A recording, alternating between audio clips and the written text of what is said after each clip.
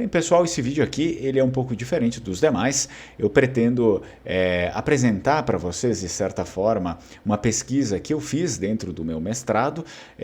Óbvio, eu fiz algumas pesquisas ali dentro do meu mestrado, porém eu pretendo mostrar apenas aquelas que têm alguma coisa, digamos, a ver, óbvio, todas elas têm a ver com a língua vêneta, mas sim que elas consigam ser apresentadas para vocês, porque muita coisa é um pouco técnica ligada dentro da área mais educacional, enfim, que não cabe eu trazer aqui.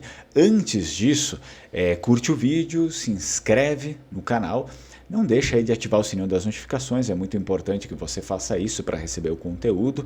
Se você quiser, também tem um botão aqui que é o Valeu, e você consegue contribuir com algum valor aí para o canal. E, obviamente, eu passo dois recados importantes. Dia 8 de julho, mês que vem, nós temos a nossa Masterclass, que estamos promovendo aí com o professor da região do Vêneto. Vai cair num sábado, a partir das 10 horas. É um curso curtinho, uma Masterclass, ela vai durar aí só esse período aí do sábado, essa manhã ali, tá bom, pessoal? Então, se você quiser participar, é sobre a história territorial e arquitetônica da Sereníssima. Participa, é muito bom esse curso também, você vai acabar tendo uma noção muito melhor, porque eles explicam, né? Eles explicam de um modo um pouco mais aprofundado isso, e obviamente, né? Uma pessoa que entende, enfim, de arquitetura e dessa questão mesmo territorial e arquitetônica, é sempre muito legal a gente ver as coisas por uma outra ótica, uma ótica um pouco mais aprofundada dentro, né, desse assunto aqui. Então participa você também, escreve, manifesta o seu interesse pelo e-mail contato@lenguamare.com e aí eu te encaminho para realizar a sua inscrição. Caso você queira aprender língua vêneta, a nossa língua, também pode escrever lá para o contato@lenguamare.com e eu encaminho você para fazer a sua inscrição no curso de língua vêneta, tá bom? Antes de tudo, eu sou Fernando Menegatti, esse aqui é o canal Lenguamare. E essa é uma das pesquisas que eu fiz aí dentro do meu mestrado e algo que eu achei de tamanha relevância, porque de fato me parece que existe pouca pesquisa nessa área aqui e principalmente dados suficientes para a gente saber como as coisas andam aqui na nossa casa, tá bom? Então, em primeiro lugar, a minha ideia, obviamente, ela não é uma pesquisa nacional, não é uma pesquisa também municipal, é uma pesquisa que eu fiz com pessoas de Bento Gonçalves, dentro de um curso que eu disponibilizei aqui, tá? Em Bento Gonçalves, para o projeto do mestrado. Essa pesquisa em si, esse artigo que eu escrevi, tá? Particularmente esse artigo, ele vem dessa minha curiosidade, porque sempre se soube que a Unesco ela traz dados a respeito da língua vêneta, porém são dados que, na verdade, eles são dados lá do Vêneto, da região do Vêneto, sobre a língua vêneta na região do Vêneto. Mas eles não deixam muito claro de onde foi feita essa pesquisa, mas nós temos uma boa ideia que esses dados apresentam, que foram apresentados pela Unesco, eles são dados obtidos apenas lá na região do Vêneto, onde se mostra que a língua vêneta lá é uma língua vulnerável dentro da escala, digamos assim, de vitalidade de uma língua. Então, lá na região do Vêneto é uma língua vulnerável. Porém, aqui nós não temos nenhum dado, né? Nós temos alguns dados um pouco estranhos às vezes, né? Que eu questiono, por exemplo, 500 mil falantes de Vêneto. Pelo menos não é isso que eu observo no meu dia a dia, nem nos meus alunos. Então eu questiono um pouco esses dados aqui, eu não sei aonde tiraram esses dados e particularmente eu não acredito nesses dados aqui, que já são dados bem antigos, para a gente falar a verdade, mas eu não acredito que nem naquele período, quando algumas associações italianas falaram que tínhamos 500 mil pessoas, e temos que também ressalvar que no meio dessas 500 mil pessoas, eles consideraram não apenas falantes, mas pessoas que sabiam, que entendiam, mas que não falavam nenhuma palavra. Então, não dá, né? Eu acho que não dá para a gente ficar tapando o sol com a peneira, porque isso daqui, obviamente, a gente sabe onde vai parar, tá? Então, essa pesquisa que eu fiz, esse artigo também, ele resultou num artigo, depois eu posso disponibilizar para vocês, está público, na verdade, tá? Se vocês forem no repositório da Universidade Federal de Santa Maria, vocês vão encontrar a dissertação inteira.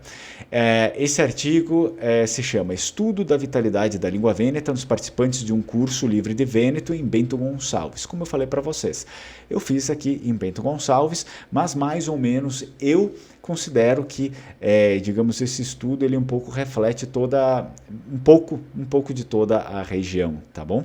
Então, como eu coloquei aqui, eu já faço uma breve apresentação e depois eu vou pulando para as partes mais importantes dele, tá?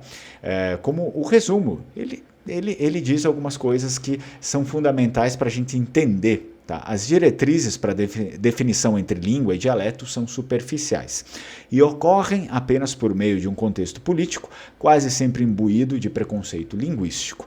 De fato, entre língua e dialeto não se encontra outra divisão além daquela fabricada intencionalmente, e é por meio da língua que se sustenta a base ética, moral, cultural e o próprio entendimento que um povo tem sobre si. Assim sendo, a partir dos dados obtidos de um curso de introdução à língua vêneta em Bento Gonçalves, se analisou nesse trabalho o nível de compreensão da cultura, não é só da língua, né, da cultura e do idioma vêneto nos participantes do curso. O trabalho utilizou como ferramenta de análise os critérios definidos pela organização Unesco para estabelecer o nível de ameaça o qual a língua vêneta corre no ambiente pessoal dos indivíduos analisados. O público-alvo do curso aí foram 30 pessoas ligadas ao setor de turismo e cultura do município, sendo estes diferentes faixas etárias e quase totalitariamente descendentes de imigrantes italianos vindos da região do Vêneto. Portanto, eu fiz um breve resumo aí para vocês entenderem um pouco, terem um esclarecimento um pouco melhor do que se tratou esse artigo aqui. E aí, nesse meu artigo, eu falo um pouco, né, sobre a nossa imigração, que, por exemplo, aqui em Bento Gonçalves, que é onde eu moro, os primeiros imigrantes que chegaram aqui, eles eram trentinos, tá? Eles vieram da região do Trento, na verdade. E só que essas pessoas chegaram aqui e elas não tinham passaporte italiano, elas ainda tinham passaporte austríaco. Então eu já coloco ali, será que seria correto, né, a gente já falar de uma imigração italiana, se eles vieram aqui com passaporte austríaco, fica um pouco estranho, tá bom? E aí, obviamente, eles pertenciam a um outro grupo, né, a partir disso.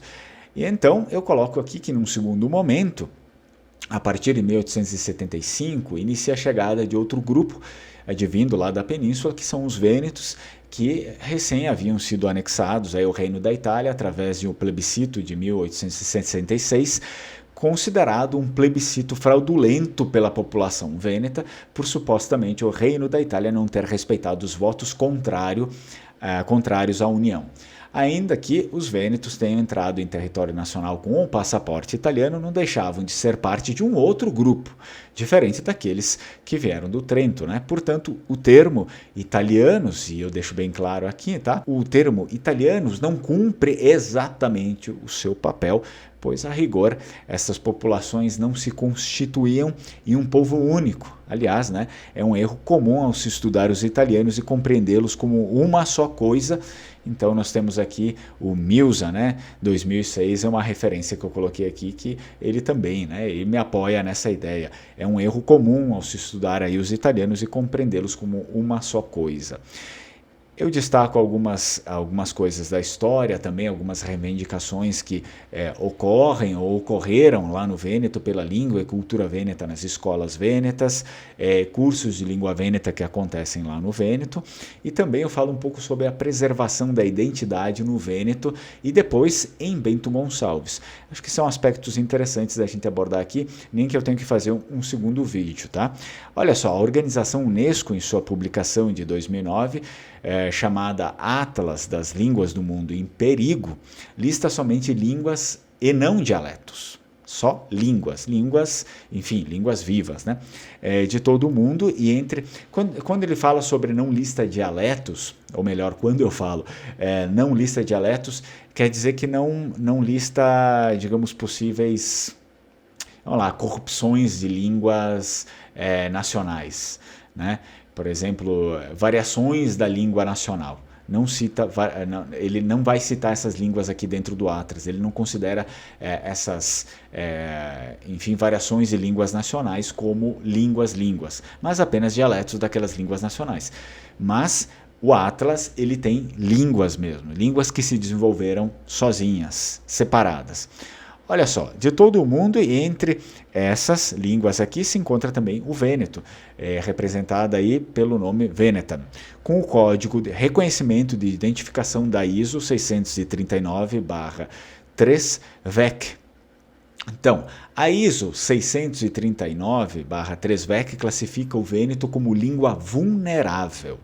Isto é, a maioria das crianças fala o idioma, mas pode ser limitado a certos domínios, por exemplo, em casa. Isso quem ressalta é o próprio professor Mosley. Em 2010, eu conheci o professor Mosley, ele é aí linguista da Unesco e é um australiano. Hoje acho que vive na Inglaterra, tá? Professor Mosley. Bom, vamos lá, o que nós temos mais? No entanto, se faz imprescindível também conhecer os critérios levados em conta pela Unesco para se identificar uma língua que está em risco de extinção.